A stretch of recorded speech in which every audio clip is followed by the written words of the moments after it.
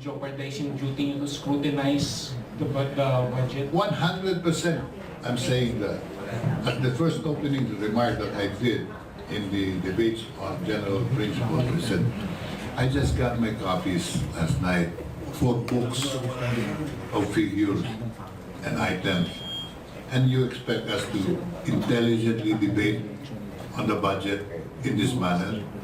So in danger of passing not only the budget, but laws which are half-cooked and maybe defective in many ways is a great probability because of lack of strict adherence to the rules. The rules are very much on the side of quality legislation.